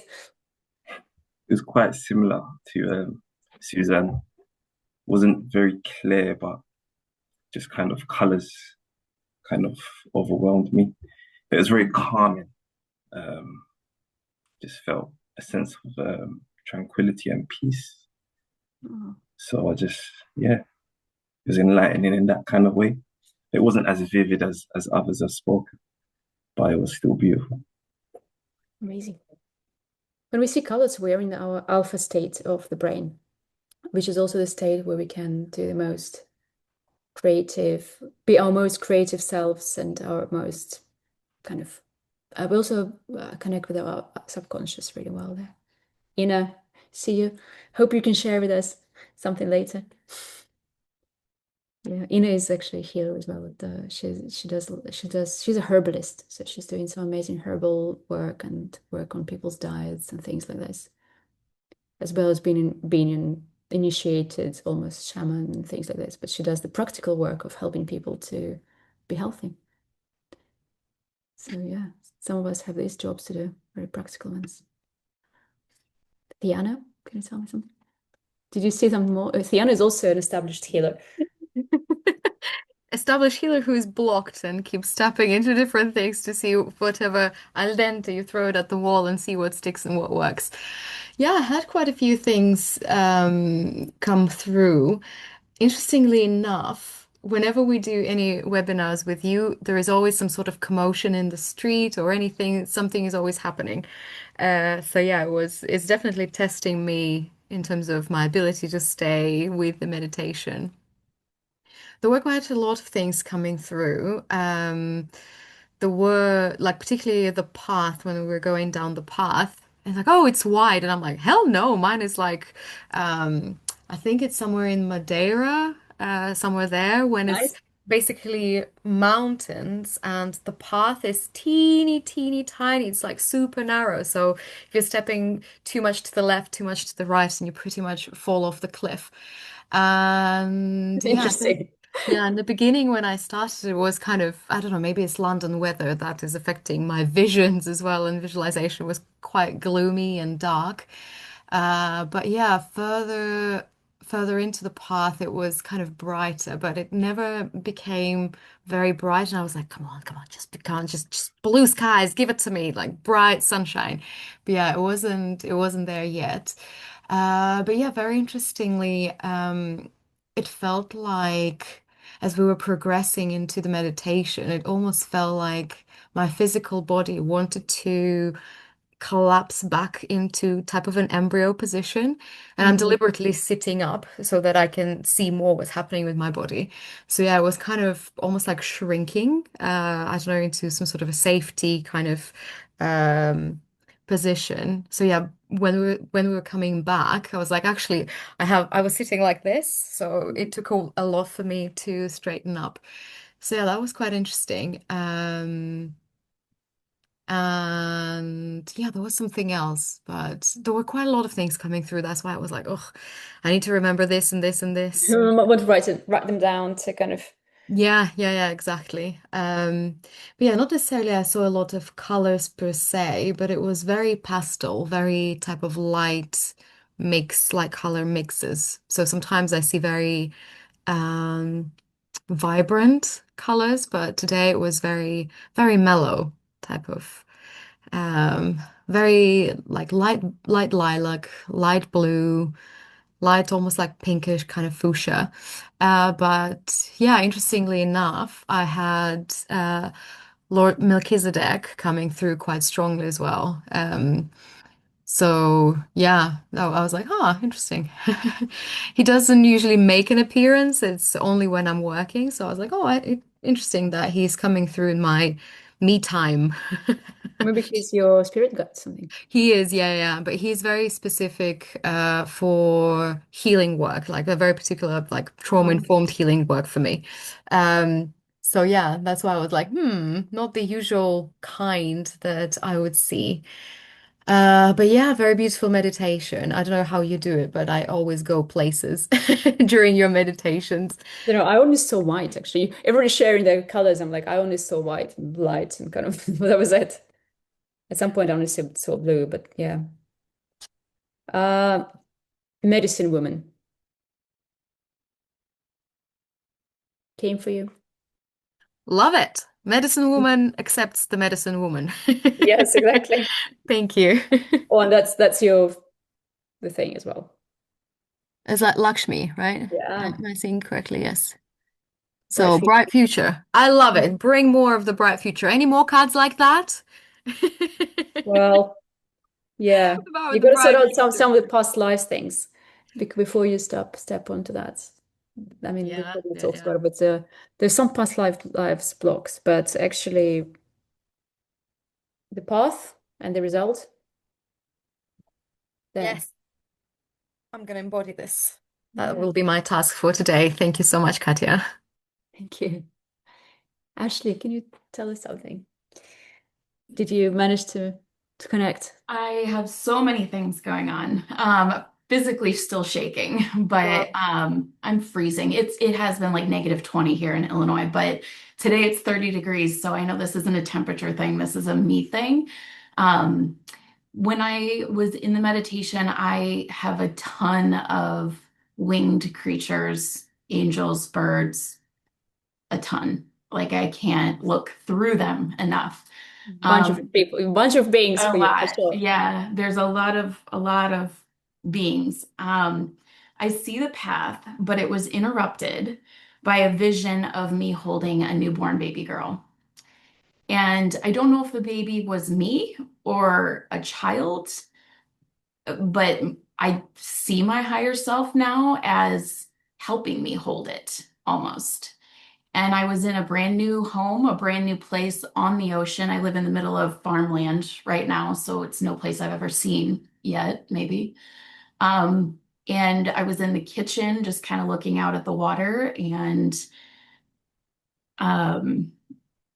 trying to remember now all the details. And then it would kind of go back to the actual path. And this path, this road is not, it's not the first time I've seen it. I've actually meditated and I always thought it was a place I go to, like my place that I go to, like my tree almost. But it's near there. It's not the same spot. There was a huge boulder I did remove from the path, so maybe a block of some sort. I don't know what it represents specifically. Um, I see a lot of white light as well. I didn't get as much color. However, when I look at you, Katia, when I open my eyes, you have a ton of like periwinkle glow to you, which is gorgeous. Thank you. Yeah, that's some People of the keep sharing thoughts. these things, like they can keep seeing things like on me, around me. Like I'm like, okay, It seems positive. It feels happy. good. So you know who that is, right? Can you actually read it, or is it mirrored? Dana, I don't know about Dana. It's more about this high priestess part of high it. priestess. Yeah. Your spiritual archetype, one of them, but definitely that as well. Okay. High priestess for sure. And interestingly, a past life to do with Buddhism came through, Huh. either for resource or for cleansing, something to do with that. Interesting. Buddhist one, interesting. Maybe, yeah, look into that because Mm. a lot of the things we actually, especially in Buddhism, a lot of us have committed to, in those lives, we would commit to forego all the attachments, all the material things, all that stuff. So Makes maybe sense. that's one of the things you want to look at. But I feel like there's more. There's probably a resource in there as well. Some resource that will help you to step onto this path even more. In one of those, like if you do meditate with past lives, you might want to sort of just give this task to your spirit guides to show you a particular incarnation where you were in Buddhism somehow. Interesting. I don't Thank you. actually know that much about Buddhism, but like something like this came through. I've always been very drawn to it. But then another card that came for you is fertility. So God knows about the baby. I mean, There's that to be fair, right? purpley color. When I stepped onto this path, I kept seeing the vision of myself with a baby, and I'm like, God, no, I've got like 3 kids. Like, no way, no. Right.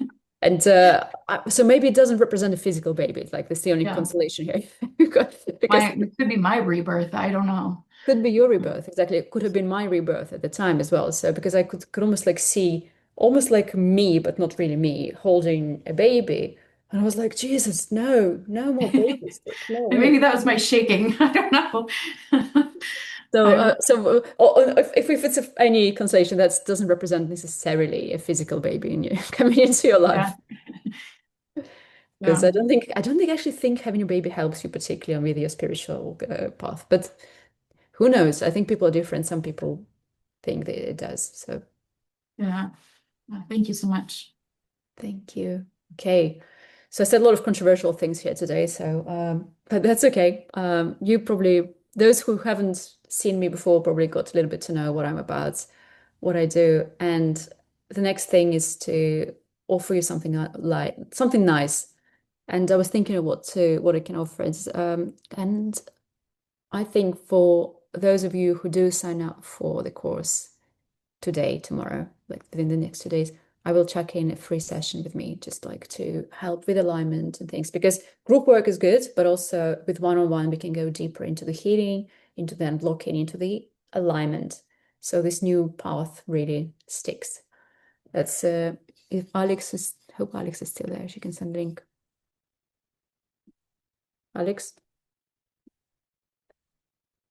I mean, I should be able to send a link myself, I guess, if I find it. I'm not doing my best performance on my technical skills today.